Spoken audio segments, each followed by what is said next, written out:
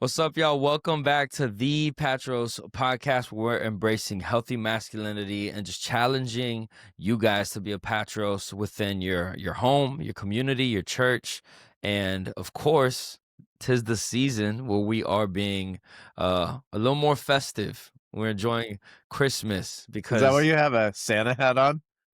wait, what? I didn't know I had a Santa hat on. Oh, really? The Yes, it's blinking why I you have a didn't you Santa. didn't know you had a blinking hat on? Bro, this thing actually, where's the button? I just discovered this at our team meeting the other day. I was messing with the hat. Hey. Hey, give me a migraine. um, but no, yeah, so like, I mean, yeah, it was actually funny. So you know how at the end of the year, Spotify does like a Spotify Wrapped. I don't know if you know what that is, Jeff. You know what that is? Bro, I'm so hip to Spotify. I know exactly what you're talking about. For everybody else who doesn't know. Okay. So I got my Spotify Wrapped. Do you use Spotify or Apple Music? I don't use either. I use Amazon.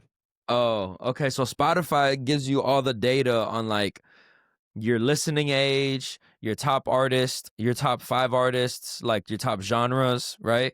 And so this year it gave me my Wrapped, and my age was 82 for listening, which is funny because I only listen to like really young music.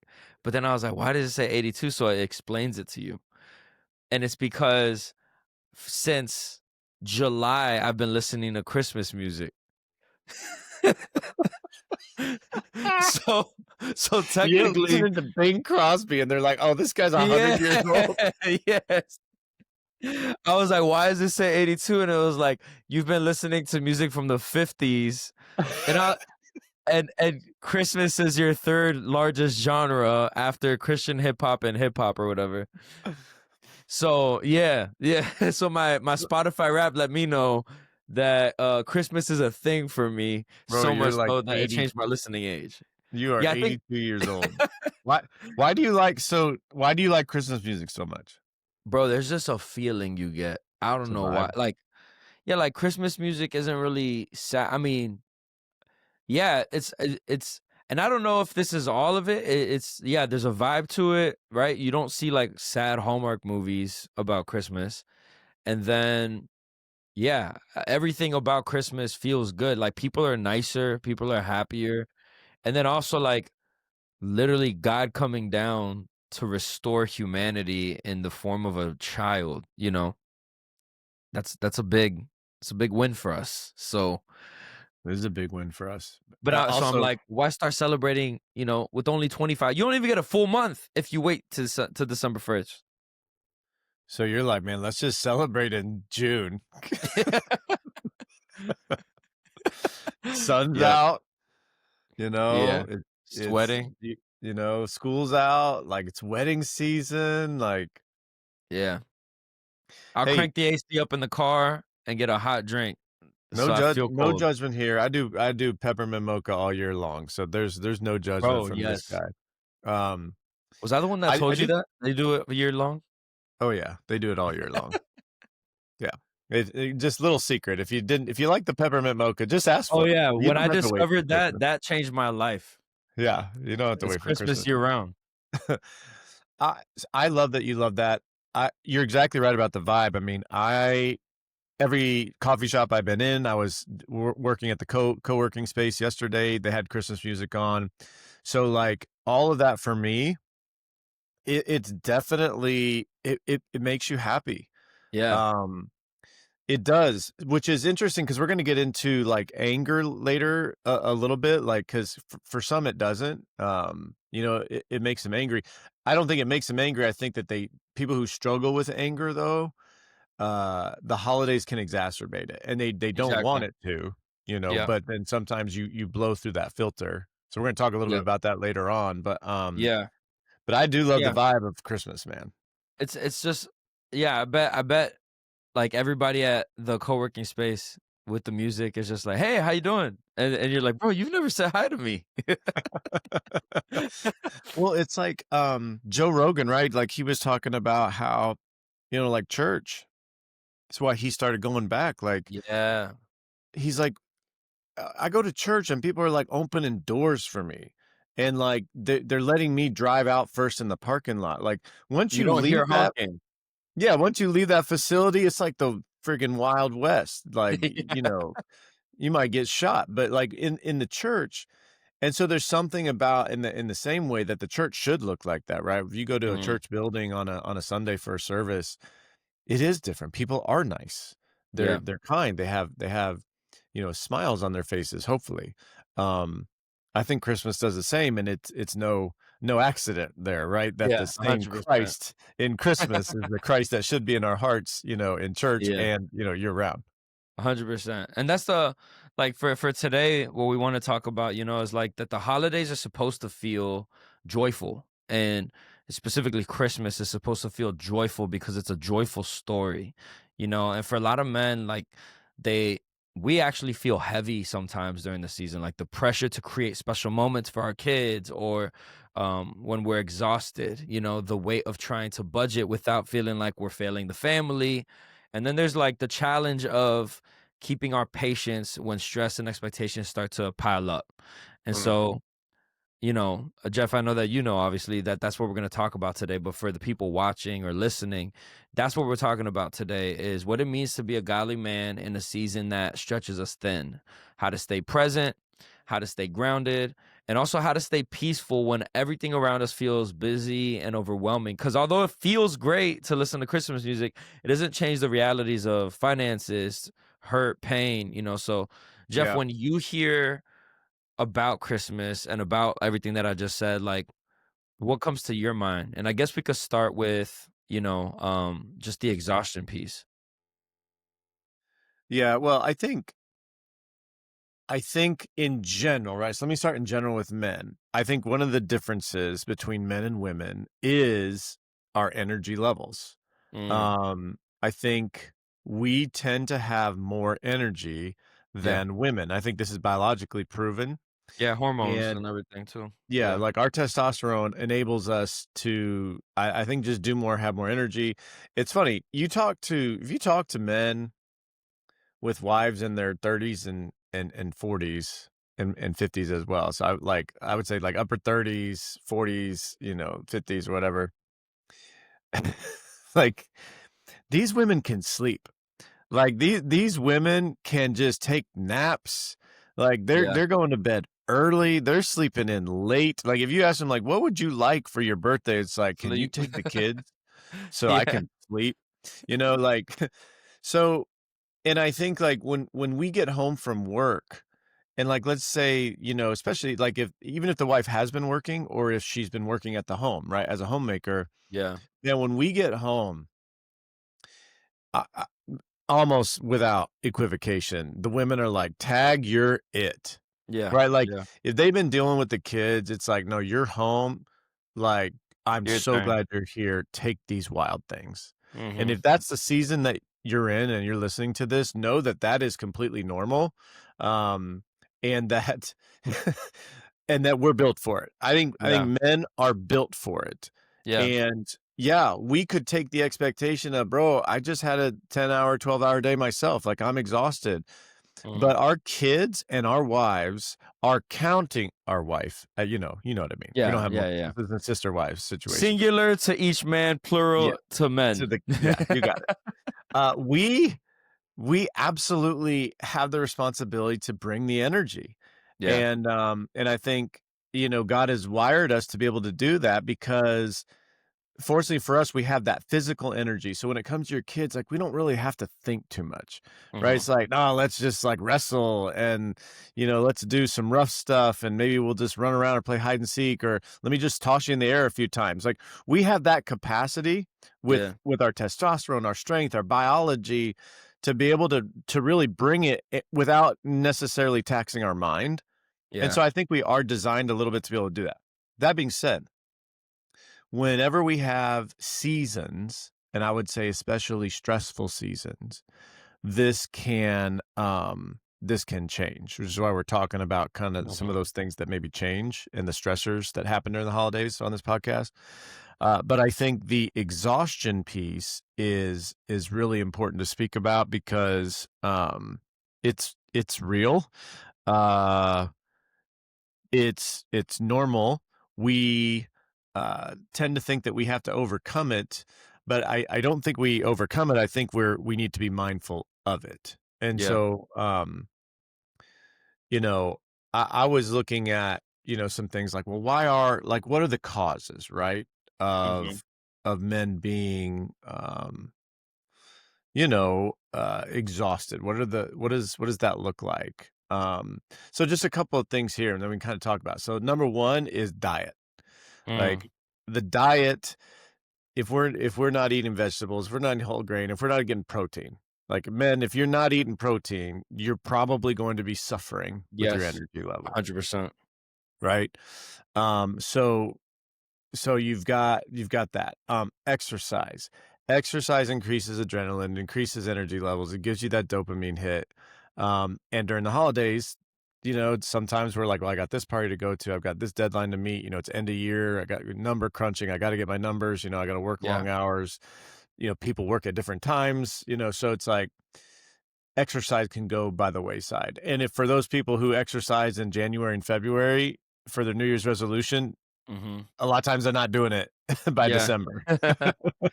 And just to like add to the exercise thing, exercise is basically movement, but then when you tack on to top of that, like heavy lifting where you're contracting your muscles, that also not only like helps you with your hormones in one sense that you said, but also helps you offload bad hormones or bad stressful, like and so like it helps you in two ways, and really people aren't doing both. You're either walking or working out for most people.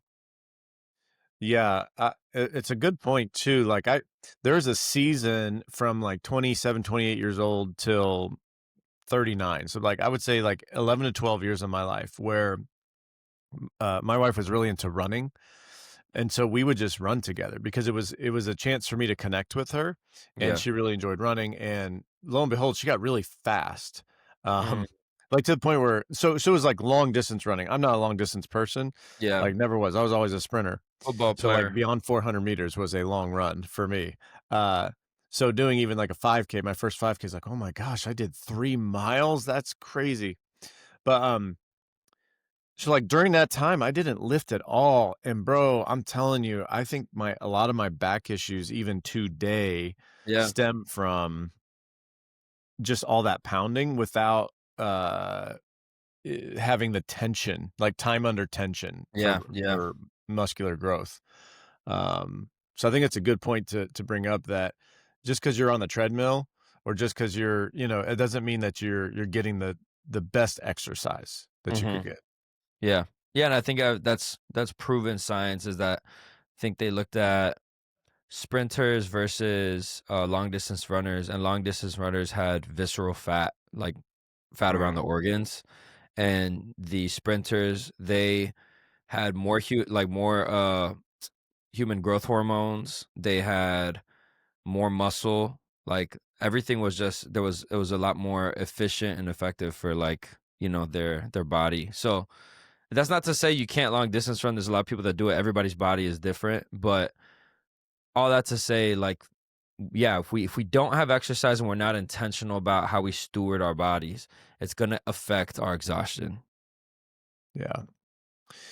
Yeah, for sure. So, other things that can kind of exhaust us, low testosterone. This has been talked about a lot, Yeah. so I don't think we need to belabor it. But if you are having reduced energy and stamina, you find yourself increasingly irritable. There is a difficulty concentrating. Um, and then there's some other things. Obviously, we know about ED because if you watch, golf or football at all, you're going to get 7,000 ED commercials. Um, You're but like, oh, you must be a low T kind of guy if this is what you're watching. I know what your demographic is. You're watching football and golf. You must be 55 and Then you watch the UFC where they're like, you're good. You're probably good. you're probably good. No low T here. We're going to talk about crypto and You're just impulsive. yeah, and gambling. You're going to get a lot of Hard Rock Bet app commercials. But even things like ED and then a decrease in in like body hair growth. Like if you're losing hair out of your top of your Oh, head, out of your beard, out of your yeah. body, that could be a sign. And then you're going to naturally have like a decrease in muscle mass, which is why weightlifting is important. Mhm, Um, so I do think it's important to talk about that and have a conversation with your doctor, because what can happen during the holidays, because of the extra stress that we put on ourselves, that energy just seems to, and especially if you've been burning the candle at both ends, mhm, mhm, it can kind of catch up. I know it does for me. Like I'll have periods where I feel great, and then all of a sudden I'd crash. mm, And I don't think that's the best way to live. There are seasons, right? We've got deadlines and stuff, but as a general rule, yeah, you should be getting more sleep, which is like the next one, which is just circadian a rhythm. lack of sleep. And we've talked about that Yeah, one before on this yeah, podcast.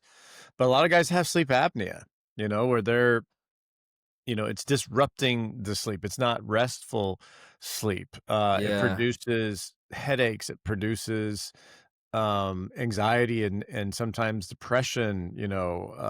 Insomnia uh, mm, is actually more common in females, but it does affect males. I know. I was talking with a guy recently who served in the military, and he's like, yeah, I just don't. He's like, I just don't sleep. It's from the military. mm, And I was like, "I thought the military, you could sleep anywhere." He's like, "Well, yeah, that's the idea, but what you end up doing is just not sleeping." yeah.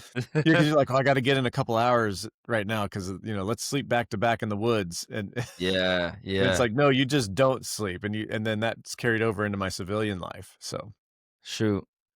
Yeah, and that's when your body is literally repairing itself. That's when your brain is repairing itself, and those are behaviors, and then on top of that, it's the lack of nutrients that those behaviors then allow your body to absorb. So you're talking about like creatine is something that guys, if you were to take that, men and women, it's one of the best things that you could take, period, that helps you with that recovery of, lack of sleep and other things. But yeah, if you were just to go talk to your doctor and just talk about like what's the best supplementation too, on top of having to like do a better diet, better sleep, better behaviors, it'll probably change a lot for you. And I know it does for me whenever I eat good.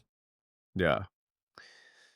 Yeah, 1,000%. And in when we think about sleep too, this is crazy. So Men's Health did a survey, and well, it was actually in a Men's Health article, but it was a different entity, American Academy of Sleep Medicine. So they did a survey, and the men they surveyed, 75% of men said they lost sleep um, after staying up, quote unquote, past their bedtime, right? Like if you know the natural rhythm of what to play video games, Mm, which I thought was interesting. And then 62% of men say they lost sleep due to staying up to drink alcohol.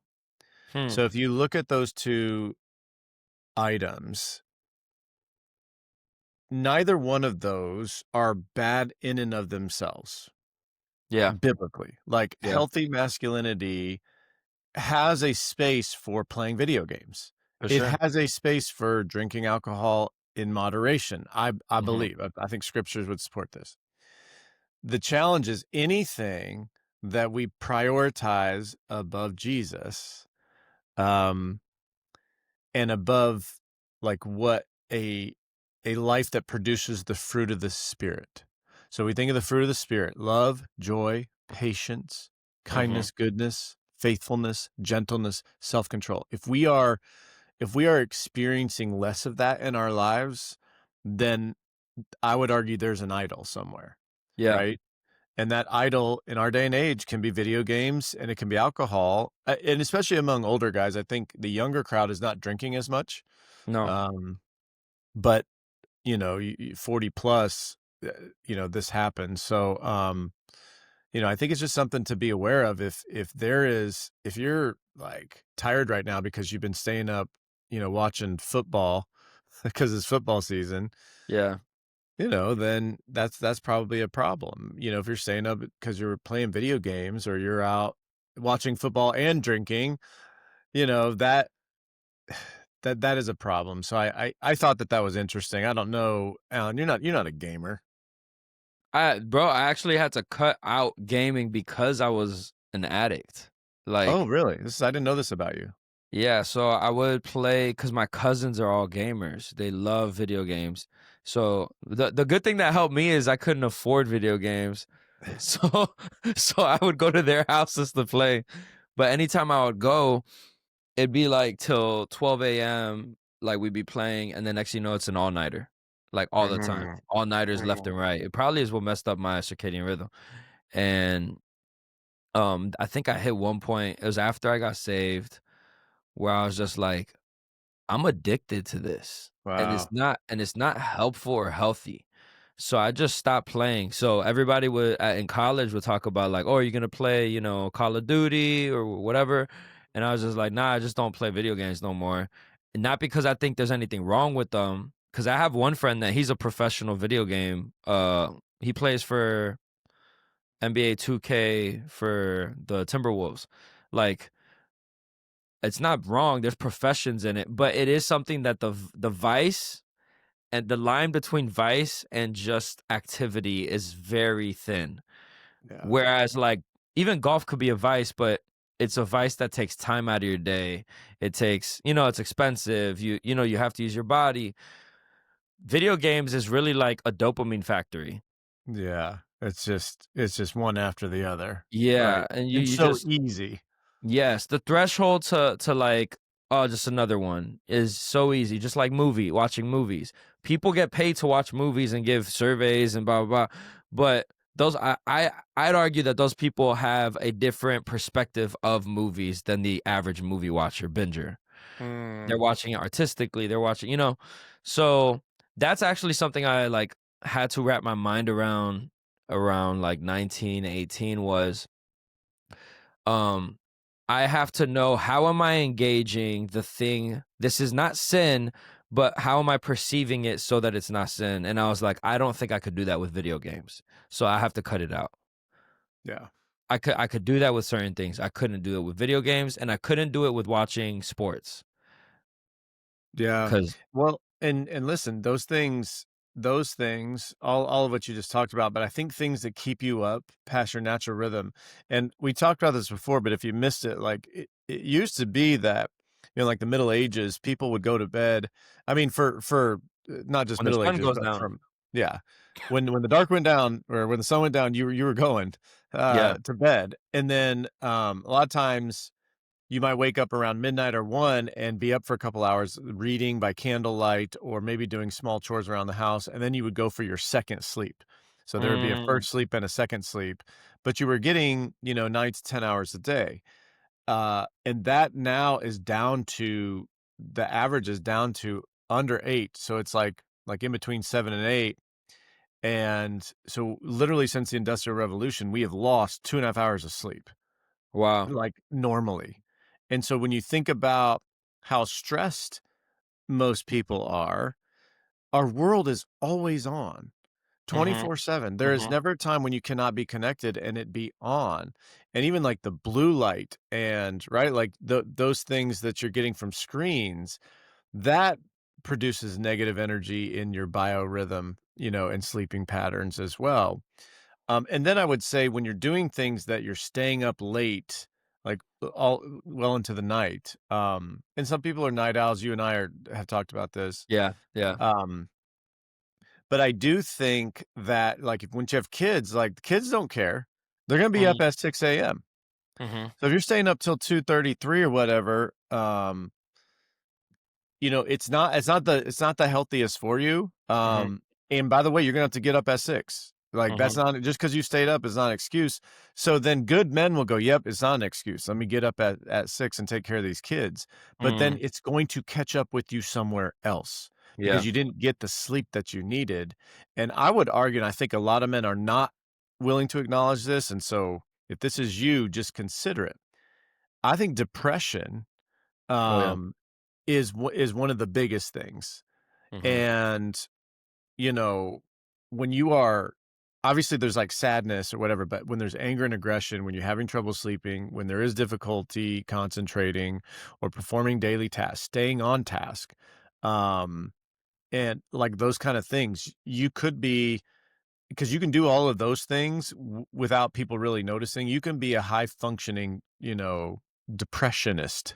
Mhm, mhm, um, and it's not wrong, but it is to say that, if you're not getting enough sleep and if you're not exercising and if you're not having the right diet, you combine all of that and the holidays are going to be a bit of a mess. And so if you're trying to connect with your kids, and this is really like what we're trying to talk about in this segment of the podcast is if you're trying to connect with your kids and all of that is going on, um, you're going to have a real hard time. And I would still say, like, you still do have that obligation, mhm, as a father, and the good and so if all of that is negative news, the good news is this: kids are super resilient, and, we often say kids don't care about your presence, they care about your presence, right? mhm, So, mhm. they don't care how many gifts you give them, but they want your time. That's a universal truth. You could take it Yeah. to the bank, and sometimes, like, you don't even have to be super present to still be present. And so, Alan, I want to talk a little bit about that. Like, are there things that you do with your kids, or do you have suggestions for the guys? Like, hey, during this season where maybe I am fighting a little more with exhaustion, and maybe I do have some depression, or my eating isn't the best, or whatever. Like, are there some things that we can do to still maintain that relationship with our kids? Like, Mm. what do you find yourself doing? Yeah, I think it's prioritization at the end of the day. Like, there's things that I want to do, and my wife and I just talked about this yesterday. Like, we had somebody, for those of people that don't know, we adopted out of foster care, and so with that, there's services that we're finding out for the first time that are still available to adoptive families just to help, because it's not like as soon as you adopt, the kids aren't Yeah, from trauma anymore. yeah, So, um, we just had a meeting with somebody yesterday to talk about some in-home assistance or help for some of the pain points that we're having, just as a family. And one of the questions that they asked us is like, "What do you guys do for like leisure?" And I was like, I just laughed and I was like, "Nah, like that doesn't what's happen. leisure? Like, yeah, it doesn't exist." I'm not complaining because, man, I feel honored that God put me in the position to not have leisure and sacrifice that for my children. Does that mean that for the last 3 years, I have had to, like, put a lot of things that I wanna do on the back burner? 100%. And that sacrificial acceptance has allowed me to say, like, "Okay, like, yeah, I'm gonna sing with my kids tonight. I don't have to Mm, go do that thing, you know?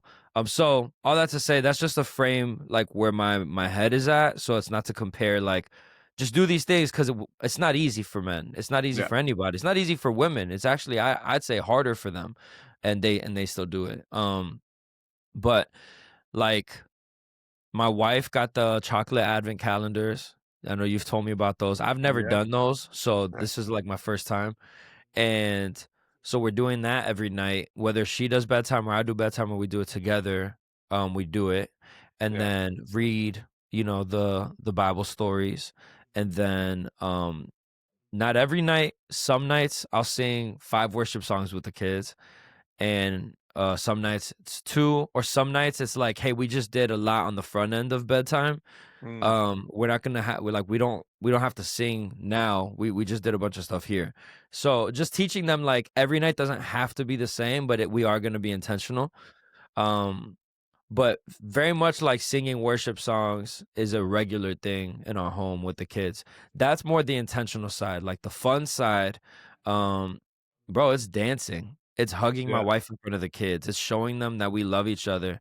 It's when my daughter comes up to me and says like, "Daddy, look at this," and just taking the second to say, "Oh, that's so cool. How did you think about that?"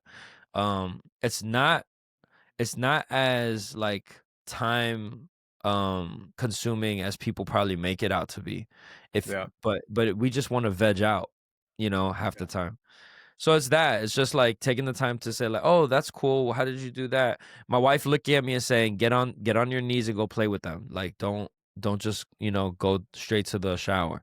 And it's like, "Oh, yeah, true." Um so that's what I'll say for me, and I'm still learning cuz they're still 4, but what do you guys do? Well, yeah, like we have our Advent book that we go through. So, Advent book every night, and then, which is, the story of Christmas, really. And that's our big thing. Then we usually pick out some, kind of story, or we have like right now we're going through Samuel, 2nd Samuel, Mm, um, which is, it's fun. They're getting to learn about, you know, just things that, Daddy, what is that? Like, what does that mean? Like, mm. whether it's, concubines, or, cutting a head off, or like disembowelment. Daddy, what's that? Oh, well, let me, Yeah. it, you know, it's just interesting, but it brings up stuff in natural conversation. So, like, from a Christmas standpoint, those are intentional things. Mm, I love the singing. I mm. love the singing, and the way that you could do it if you're a tired dad is like, you could tell your kids, "Hey, you guys, like, when I get home tomorrow, from work, and especially if you're out early, like, hey, we're gonna sing. So I need you guys to have the songs ready to go. Like, we're gonna sing 2 songs, or maybe it's just 1 song. It's 3 minutes, guys, but I Mhm. want that song, and we're gonna blare it, and we're gonna sing it together. How does that sound?" Like, that's a really cool way, especially for younger kids, Yeah, to be intentional about it. I love that. So I'm gonna think about what that looks like, because yeah. Christmas songs. Oh You my can sing the gosh. Christmas songs together And I've been forever and a prepping day. them in the car for a while. Alexis doesn't like that I do this. Like she's fine with it, but I'm saying like she's a we're very different. It's a split household. She's we do fall and we rock fall out until Thanksgiving. And as soon as Thanksgiving's done, now we can do Christmas. Yeah, yeah. And then I'm like, Chris, it's just Christmas. What are we talking about? Like Thanksgiving is just an accent within Christmas. So in my car, the kids were like, Daddy, are we playing Christmas music again? And then her car, they're like, Mommy, we're not gonna do Christmas music, right? She's like, no. Oh, so they're like, "Oh, good, thank God, because Yeah. Daddy, all he's doing is." Yeah. um. But I think there's so those are like the intentional things, but I For I sure. think the unintentional things, which can still be intentional, is like, you don't like 10 minutes with them might Mm, be all the difference, right? yeah, Like, 10 minutes 100%. of them, so don't think there has to be like a ton of time. Like, 10 minutes Mhm, of solid time could be as good as, 3 hours maybe. And especially if you're on a tight time frame. But I do think you need a little bit of forethought. One thing you could do is just go into Chat GPT, and, or use your browser AI or whatever, and just say, "Hey, what are some good questions to ask my children around Christmas time?" In mhm. fact, like, hold up, let's experiment. What are some good questions to ask my children around Christmas time? And then you can even put your why or your worldview behind that so that it knows. I like to even put like, these are thinkers that I really appreciate, and and then you put like Tim Keller or something. So, fun and imaginative questions, meaningful and reflective questions, creative and open-ended questions. And then there's just like the list. What does Christmas mean to you? How can we show kindness to others this season? What's your favorite Mm, part of the Christmas story? Um, like, these are just simple things, right? Creative and open end. If you had $1 million to spend on gifts, what would you buy for others? mm, Right? Like, if you came home every day from work with that one question, yeah, and the kids came to expect it, are you kidding me? You would rock their worlds. And then you could just sit there and let them talk. So if you're exhausted, just have the one question ready to go, yeah, right? And let them roll with it. So I think letting them read, which is what I do. I let my kids read the Bible to me, or obviously read the Christmas story. I think that um you know that that those are just the daily rhythms that can work. And then, yeah, I think, any kind of activity that is passive if you're mm, tired. But, like, if you're driving around looking at Christmas lights, or even yep, just taking a walk, like, now you're getting your exercise, so you're gonna feel better. You're getting to spend time with your kids, and the light, it's Christmas, right? The lights are up, so that's yep. like fun. It's not super hard to do. So I do think there are things that we can come up with. But what I would recommend is that you take time on the weekend where you're not doing anything else to set that up for the week, because Yeah. I think one of the best things that ever happened to me was getting around coaches and Patros that had done it prior to me coming along, Mm, telling me to be intentional about my week and like mm, making sure that you're setting up your week on Sunday night, and not waiting till Monday morning. And certainly, don't get to a position where you never think about your week and you're just being reactive to everything, which yeah. I my default is crisis management, right? You put me in a crisis, I'm pretty good. Yeah, Like, I'm yeah, yeah. calm, I'm collected, I can think clearly about things, I don't get hysterical, I'm even keel, but that's, like, super reactionary, and quite frankly, how many crises do you have? You almost You have don't to have start that you many have of to them. start creating crisis for it Yeah, to work. Yeah. exactly. So intentionality is super important, but, Mm, I think it's important to remember, like, our presence truly is the gift, and so yeah. even in an unenergetic way, if we can put just a little bit of intentionality behind a question, sing a Mm. song, like make hot chocolate with your kids one night, like a little bit of intentionality will go a long way. Yeah, I think something that this year, like, the Lord's put in the back of my head constantly is like, "Hey, Alan, in their shoes, what would you want from your dad?" You Mm, know, because it's so easy to make ourselves like the victims of everything. Like, bro, I'm exhausted. Everybody just wants something from me. I can't even have time to myself. Those thoughts start to creep in. And then sometimes you have to pause and be like, okay, but when you were a kid and all the adults were thinking that way too, think of the damage it did. So, yeah, like, get out of yourself for a second and think, because literally that's what Christ calls us to do unto others as you like to be done to you. So if you were 4, or if you were 12, or if you're 15, what would you want? And maybe not 15, you don't want to ask that question because most 15-year-olds are like, I just want to go hang out with my friends. But have you built such a relationship with your kids that's not the case, where they're like, Dad, I want to hang out with you, like, let's go do that special thing. Um so and you can make low budget or no budget special things. There's places and things to do, like looking at Christmas lights, that you don't need a big budget for. It's just budgeting time. And that's another thing I'd say is, like, I get that people are busy, and I never want to say, like, if you're too busy for your kids and you don't prioritize them, because some people are like, bro, I'm working 3 jobs to support my family. I can't do anything. That's one thing. But if you have the time and the means and you're just like, you prioritize your career over your kids, that's an issue. So yeah, I would just say that is like, put yourself in their shoes. yeah. Did you see? I don't know if you had a chance to watch the thing that I sent the team on Tom Brady.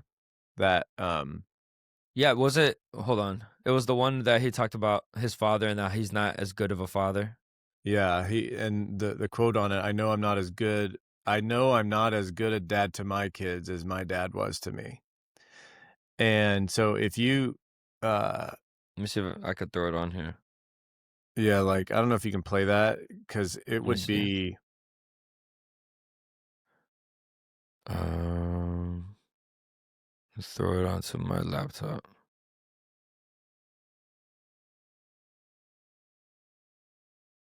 Mm. Jake, you're gonna have to cut this part. Jake, please cut the dead silence. The nice thing is, I think the AI does that already. Okay.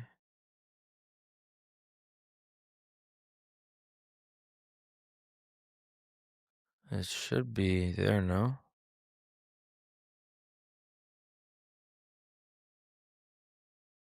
There we go. Why is it not loading?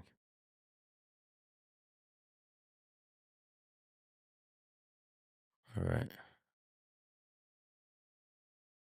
Okay. There we go. All right. I think I could share this. Let me put the screen share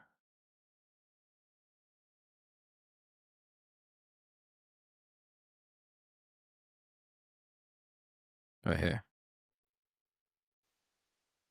All right. So I think this is it that you're talking about, Jeff, right? Okay. Yep. Okay. All right. I think about being a dad. I think about him because of what my dad meant to me. And I know I'm not as good a dad to my kids that my dad's been to me. And I use them as my example as to how to keep a family together and to care and to support and to love. And we want our kids to be happy, to be respectful of people. I want them to be kind. I want to make the world a better place. I think maybe what I'd wish for my children is to find something they really love to do like I have. But I think I've taken it to an extreme too, you know. There are imbalances in my life, and you know, I hope they don't take things as far as I've taken them.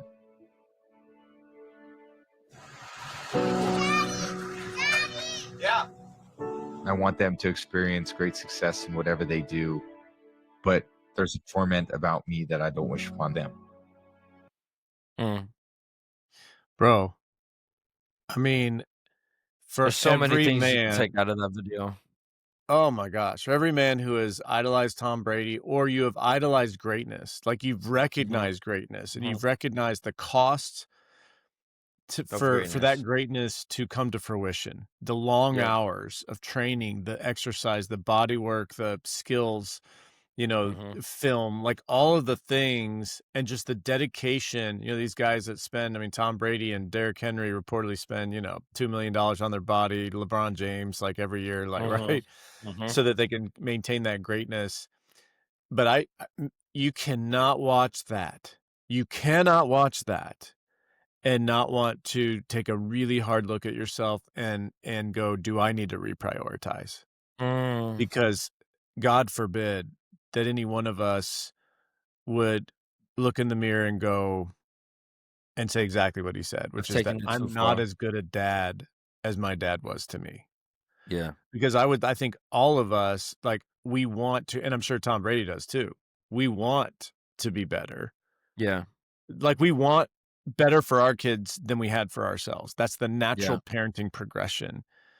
And yet greatness for him came at a cost to his kids. And I don't know what that Mhm. cost is, you know, but Yeah. clearly he has recognized, and even to say that I hope there's part of me that I don't pass on to them. Yeah. Yeah. Like it's almost like a curse to be so in your head and that you feel like you have to pursue this other worldly, you know, greatness and Mm. success outside of the things that are eternal, which is Yeah. your faith in your family, right? That's good. I mean, you look at Jesus, right? When they're like, "Well, why don't we sell the oil and give it to the poor? And why don't we do all that?" And he's just like, "She just wants to spend time worshiping me, Yeah, and that's what I want from you. It's not yeah, all the things you can do to me, do for me." And I think a lot of men, we we put our heads down and we're like, "Hey, I'm gonna do all these things for my family. I'm gonna create this life for my family," and all they wanted was time, and that's the one thing you deprive them of, yeah, you know? And that's not, and that's the thing, is it's so all over the place because there's men that they have to deprive the time just to support and survive. But then there's men that, kind of what happened to him, what he's saying, right? I took it too far. Meaning what? I reached a point where, hey, I could walk away from this and tell my kids, you are too worth it for me. Like, you're too valuable. I'm gonna walk away from the game. yeah, And right now I'm yeah. walking away. And we let the desire for greatness to overtake, and you sacrifice your kids at the altar of greatness. You know, or what's perceived as greatness, right? But really, even if we're just talking like an earthly way, greatness is your legacy more than it is how good you were on that field, because they'll forget about you on that field, but your kids will remember how you valued them or didn't. Well, you think about Jesus said that the least in the kingdom of heaven is greater than the greatest here on earth. Yeah. Yeah. You know, it's just kind of like whatever giants of history, whoever those people that accomplished amazing things. I think of people like Elon Musk and Steve Jobs, like these guys fundamentally changed how humans do something. And it's amazing that one person essentially is responsible for that much change in the human condition and the way we Yeah. live our lives. And yet those men, if they were to be in heaven, and I don't know what their relationship with the Lord is like, but He would say, I "You mean, got your accolades already." they already got it. I mean, Elon, I mean, dude has got a pretty interesting way of doing family. And I would say interesting as in Sinful. not biblical. Like you talk Yeah. about biblical masculinity, what's healthy for for human flourishing. He's marching to the beat of his own drum. Yeah. That stuff is going to catch up with you. It catches up with humans. I mean, you just look at where we're at in human history. I was thinking about this too, like um just things that we have normalized, but it's always been this way. Mhm. I've been reading through the Kings or listening, and all of these kings, man, they had concubines, they had, multiple wives. A lot of it was out, for political power, treaties again, for with other nations. Like that's what you did in the culture, but God's people did the same thing. And then you just see the fallout. And David is a perfect example of that he couldn't even contain his own household.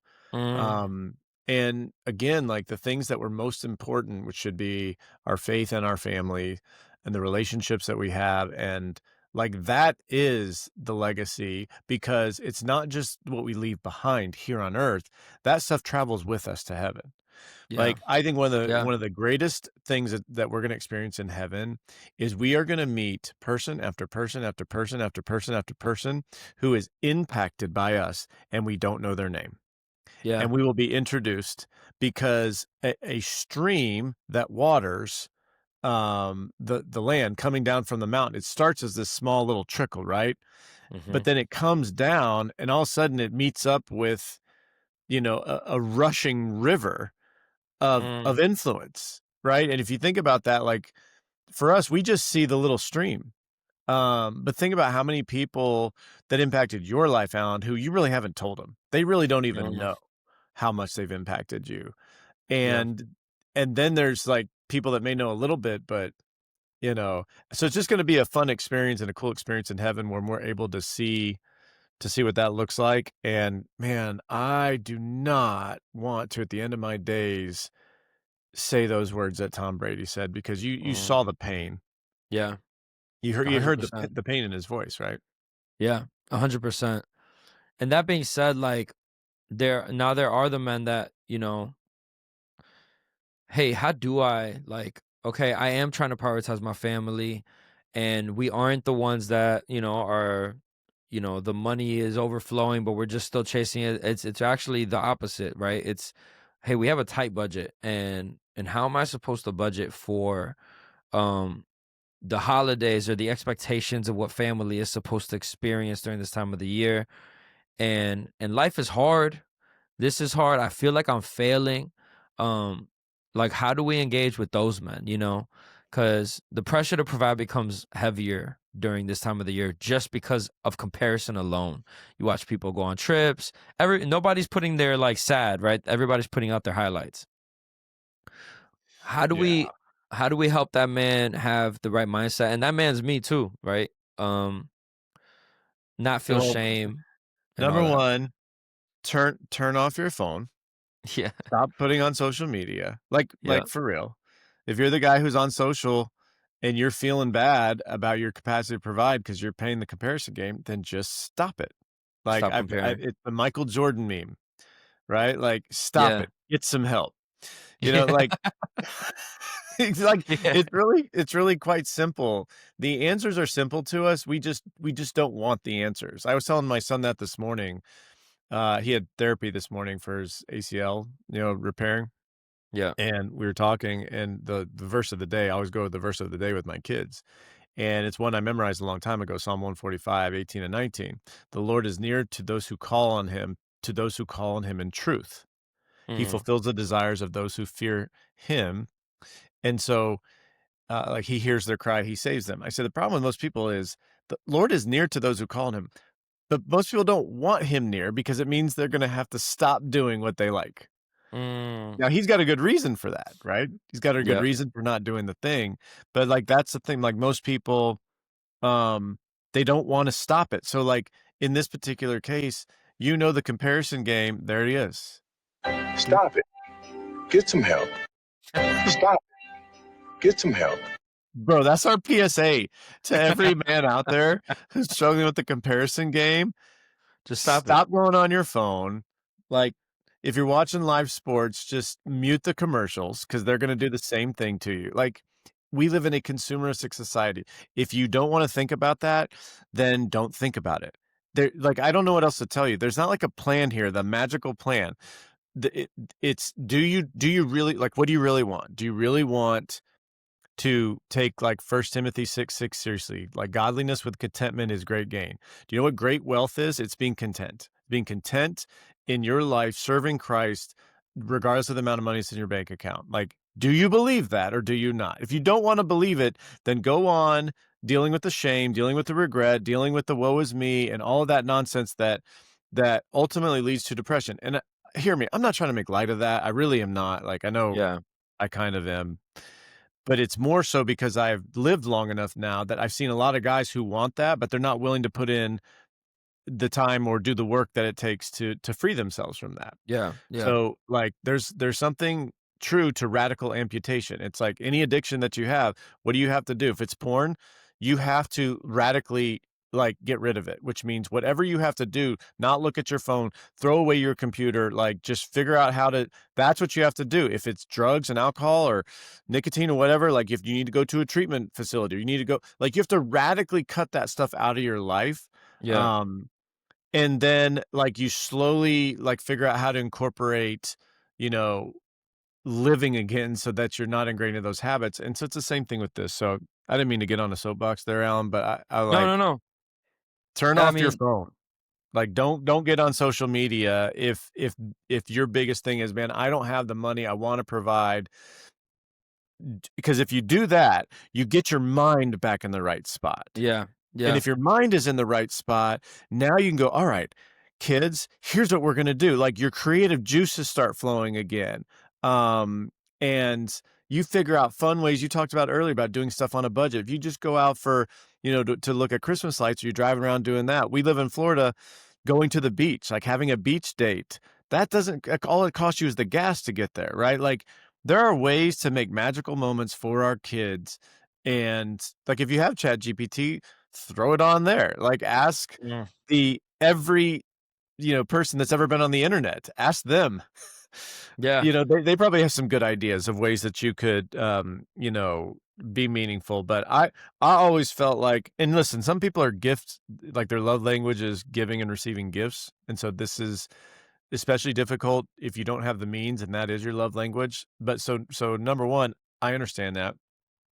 Number two, though, look at what your kids like. What do they really want? My kids, they both of them like to receive gifts, but I'll tell you what, they've given me like only a handful of ideas. Like, how many gifts do you actually need?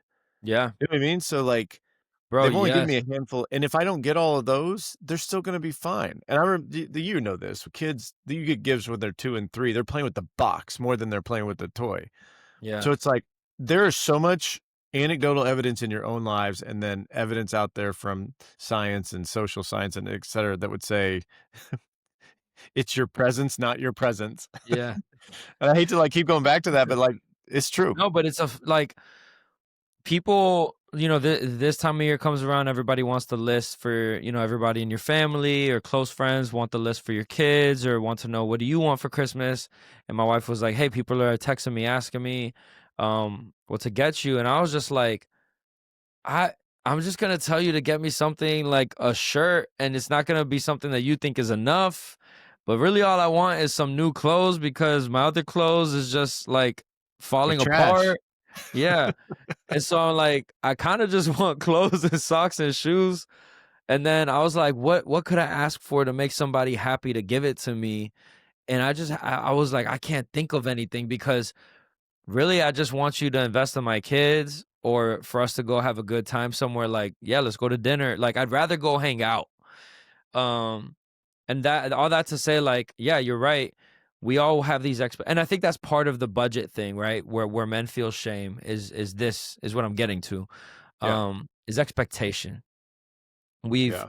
we have these expectations of what our homes are supposed to look like, of what, a gift should look like. And we need to reframe that. We need to disciple our families into like what is truly the need here. Like what is God's purpose with Christmas? Is it gifts? Is it this? Is it like no, it's not.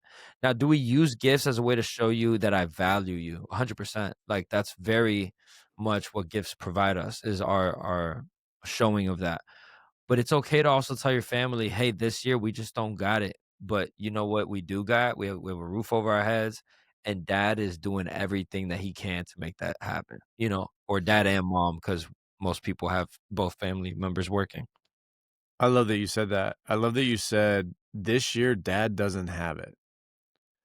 Like I think that's I wouldn't have thought to say that. That's really a mature statement, Alan. And men, there is nothing wrong with saying that. Like Yeah. we look at that as weakness, and I'm trying to tell you that is not. It is the strongest thing you can do. Like when we're able to confess things that are hard, we're able to look in the mirror and go, "Man, I'm not who I wish I could be," or "This is not, the ideal situation," or like I just can't. I'm weak in this area, or whatever the Mhm. case may. That is Mhm. actually a strength. And Yeah. Jesus says in First Corinthians, like, "When I am weak, then I am like Christ is strong." Yeah. Yeah. That's what Paul said. Like when I am weak, Christ is strong in me. And when we admit weakness, it allows room for the Holy Spirit to move. And quite frankly, Yeah. like if you don't have the means, I'm not even joking when I say this, like start praying. Start Yeah. praying right now. God, Yeah. I need you to show up. You know my budget. We don't have it. I don't got it.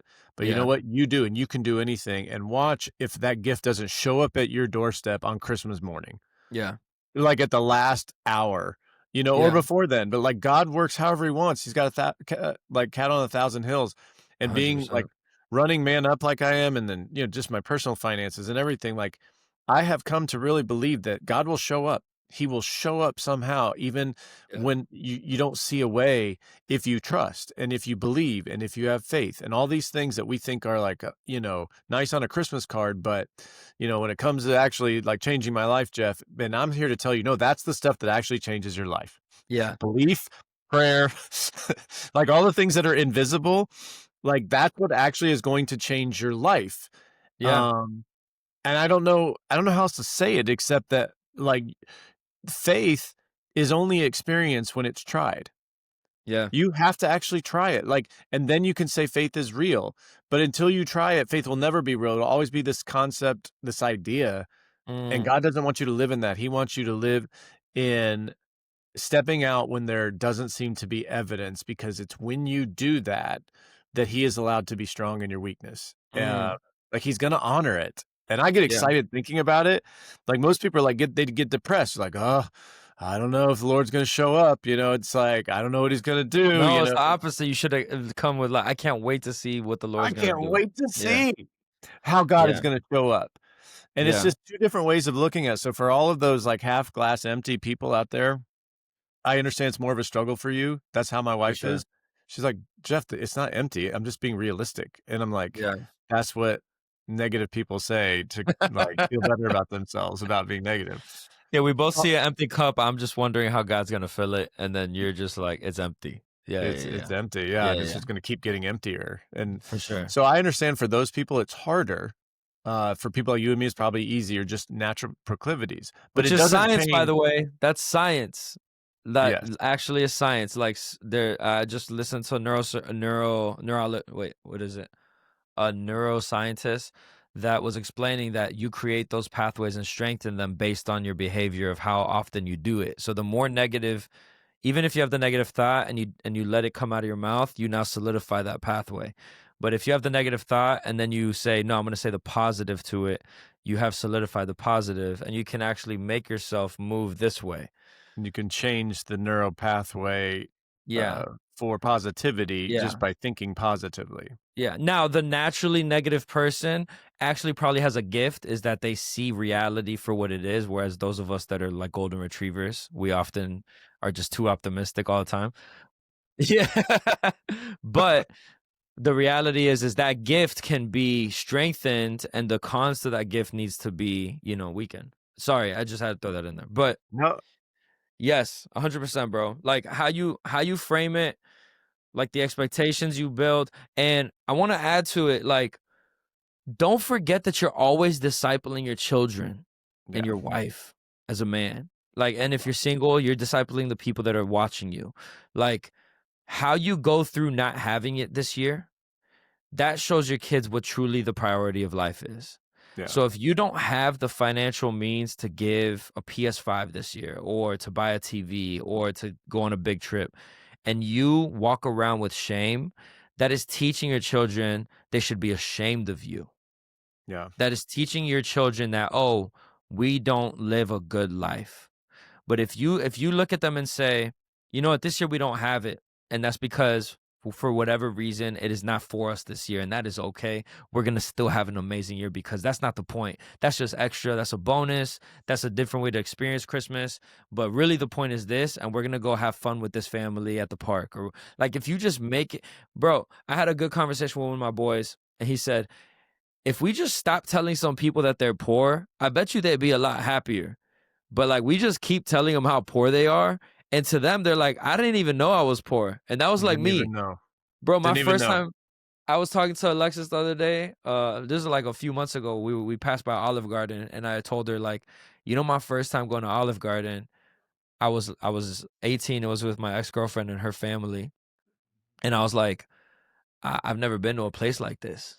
And she was like, what are you talking about? I was like, this is really nice. Like, this is, she was like, what? Because Olive Garden. I didn't know, because we didn't go out to eat all the time unless I went with like family friends. So I was always like, oh, that's really nice. Next thing you know, it's just Olive Garden to me now. Now I'm like, bro, that's cheap. But Yeah, as a kid, I thought that was like this expensive, nice thing. So all that to say, like, you're creating that reality for your kid of like, oh, we don't belong there. That's for the ones doing good. Your kids should just know, like, hey, it is just what it is. Like, this is our life. That's all. It's okay not to have a trip every year, and sorry that I'm going on this tangent, but like it just hit me. Don't disciple your kids to be consumeristic. that's what I'm glad you got to that, because I was So you thinking as you're go on it, talking, like, even if you have the money, right? Like we're bro. talking about if you don't have the money, Yes. but if you have the money, you should still be adopting this same kind of mentality, Yes. right? Like because it's Yes. not about like the measure of our worth is not based on the things that we can buy, period. It's just not. Our culture tells us that it is. If you don't go on this trip, if you don't buy this thing, if you don't have this wardrobe, if you don't have this whatever, then you haven't done enough. You're not providing. And all of that is a lie. And if you talk to kids, like just what you said, Alan, there's so many adults now are like, man, when we were growing up, I was like, I had no idea we were poor. I've heard so many Yeah. celebrities or like whatever. I didn't know we were poor. And that's because the parents create an environment of love, of safety, of fun, and contentment. And I Or think that you were broke, but you were still like, yeah, but I still like have a good time. So I don't even like, it doesn't matter that I'm that's broke. what I'm Like saying. I just Like know, yeah, yeah, yeah. the content, like godliness with contentment is great gain. Like if we can Yes, keep yes. that in mind this season, um, but even if we have a lot, I would still argue you make it about gifts, then what you win them with is what you're going to keep them with. In fact, I Mm, was thinking about this verse earlier in Galatians 6, because I know we're going to talk about anger or frustration, but maybe we'll get that on the next time, Alan, because I yeah, know we're up against time. yeah. But Galatians 6, I'm going to read from 7. It says, do not be deceived. God cannot be mocked. A man reaps what he sows. Mm. If you're sowing consumerism, gifts, all of that to your kids Your kids will because you look at want you like them a vending happy. I mean, a machine. Tom Brady clip, he's like, I want my kids happy. I do want my kids to be happy, but I want them to be happy because they are happy in Jesus. Yeah. Like they are content in Jesus. And I don't know if that's the same happiness that he was talking about. Because typically when we say that, we want to give our kids stuff. We want to get them the best education and the best, chance at life and the best. And what we mean by that is the most expensive things and Yeah. like the best pathway so that they can be financially independent and wealthy. That's usually what we mean if we're being honest. Yeah. Right. And if you sow that, you will reap that. And I think you see that in our culture right now. He says, whoever sows to please their flesh, from flesh will reap destruction. So I just think we need to be thinking about that. But whoever sows to please the Spirit, from the Spirit, you will reap eternal life. The things that we're doing and creating memories, creating those boundaries and intentionalities in the Christmas story and in the Christmas season that last into eternity are the ones that matter. And everything else, we really should be putting it by the wayside. And I know you like getting your kids gifts. I know that you love seeing the joy on their faces, but it's just like a new car. You get the new car, and when you have it for a month, it's old now. Yeah. Like it's old after a month. Yeah. Even if it still has the new car smell in it. Like you're like, and show them the beauty of generosity. Show them the beauty of sacrifice. Like, show them the beauty of, hey, I know every year we go to Switzerland or whatever, and we spend 20 grand to go, or it's not even that lavish. Every year we spend $200 on this. This year we're going to go bless a waitress. This year we're going to go bless, a family that we know is struggling and that we love them. And we're going to not go on a trip so that they can go on a trip, or so that we can meet their need. I don't think we're creative enough when it comes to, and we're intentional enough when it comes to the discipleship of our children, bro. And you see it. We're lazy. Lazy. And we have to stop being lazy with it. We have to be teaching our kids, what does it look like for me to form this thing that I want them to have? I might have it, but they don't, because I'm just spoiling them. And so, definitely let's touch on anger in the next one, maybe for a little bit. Like we can't go too far on it. So let me end then kind of with this, because we talked about exhaustion and we talked about kind of this consumer mentality, what to do there. If I go on in Galatians 6, starting in 9, let us not become weary in doing good, for at the proper time we'll reap a harvest if we do not give up. So if you are weary, men, here's the instruction: don't be weary. Don't be weary in doing good. If you're weary, then look in the mirror and all those things we talked about: diet, sleep, low testosterone, maybe there's whatever it is, let's address those issues, because our physicality will then spill over into our spirituality. It spills over into the emotional connections we have with our wives, with our children. But then to your point about generosity, verse 10, therefore, as we have opportunity, let us do good to all people, especially those who belong to the family of believers. So I would say, as we have opportunity, God will make those opportunities for you. But if you are not looking for them, you will miss them. And so to your point about blessing others, if you're not looking to bless others, you will not bless others. So those opportunities God will have. And then I even in my own life, man, I shudder to think of the many times I stand before God one day and he'll tell me hey, I had this for you, but you weren't looking. I had this for you, but you weren't paying attention. So I had to use Alan to do it. So now Alan gets the jewel instead of you. I'll be like, bro, he's the crap. You'll be like, you'll be like, yo, you should have listened. You want to use it?